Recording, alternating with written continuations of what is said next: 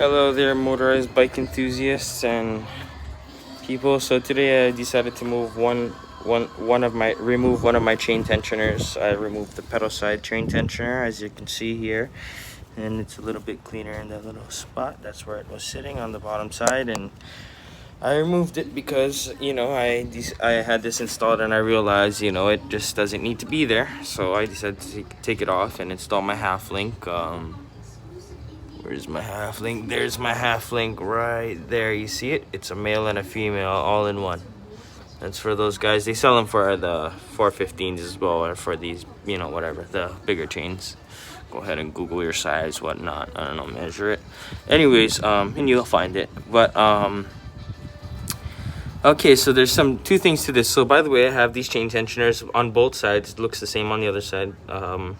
This pulls back on the nut, so you don't really have to shove anything between here like your shoe or something and roll it forward to try and get it tight so you can tighten your chain. That's how I got my pedal side tight. And this side, of course, the spring is off when I did it, so it's easy. It had plenty of slack in it, so it pulled back, and then later on I put the spring back on up on the next notch. And other thing I had to do was cut off a little bit of my bolt. You see how it's real tight between the wheel here and the nut holding on the engine, the engine clamp nut. See on this side how it has two, a second one to, I don't know, lock it in or add a little something. But I had to cut off that second one basically on this side, so it'd have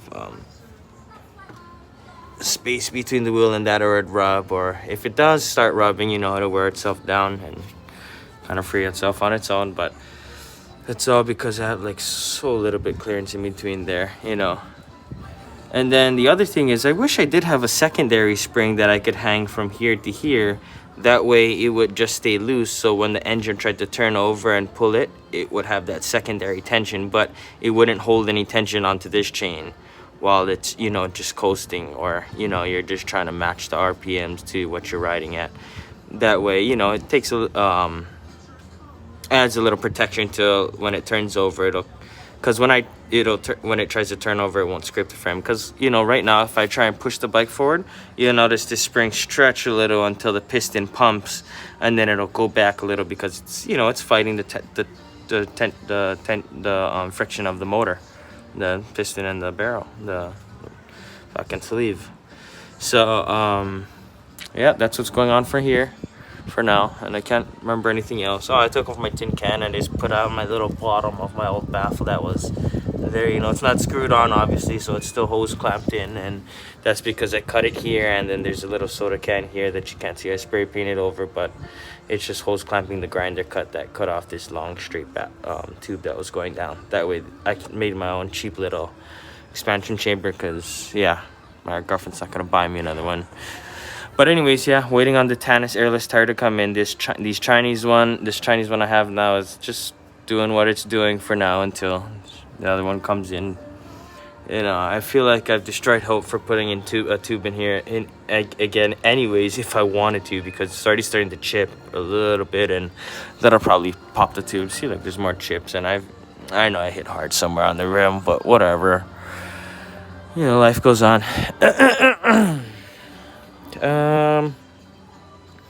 Yeah, these lights are a little whack, but it's a pretty bright one. Super flash, There's some bright lights out there, guys. The new handlebars are doing well. I put a little bit of spacers in here, took out the soda can, so I have 2 real spacers in there. Those are from my aero bars. They're right behind this neck or whatever. But, yep. These little trickster bars are doing nice. They're a little higher, comfortable in the back, holds the basket better. Yeah, and it does seem like the seat post I pounded in earlier made it down far enough. It stopped some at some point because it had there's a little malfunction with it, but I don't think it really made it all the way down to the bottom. But I do notice it probably made it down far enough because it's, the engine doesn't seem to have pinching the frame anymore. It used to look like it was pinched and kind of like lemon shaped, almost like, it wasn't perfectly round again when I tightened the engine on. So that seems to have stretched itself back out, which sounds really terrible, but it's probably a good thing I did it now than never. And I had to cut a little bit off the bottom of the seat post because it wouldn't go all the way down. Hence, it's probably about this much away from the bottom, because it actually matched up just perfect enough, that little spacer had in the previous video. I had cut in off an extra seat post and tried to tap it down to add more, what's the word for that, more strength, more, anyways, yeah, to make the frame a little stronger. But it didn't make it all the way down for some stupid reason. It had like a little extra ring inside of it that I should have just grinded off. But that little ring in there, as I was tapping it down, started sliding down and widening out the seat post itself, because it was, I don't know, it was part of this. It was the little ring that was in there was this, and it made the top a little wider because it's a stretch, it's a tight fit or whatever. And so I actually had to take my file and file down the corner before I put it in. But that little ring in there, as I was hammering it down, the bar I was using to hammer down only hit the ring, and so as the ring got pushed down in the seat post, it spread the next part of the seat post, which needs to be sanded down. And yeah, it basically created a stopper, like one of those old threaded headsets. But all right,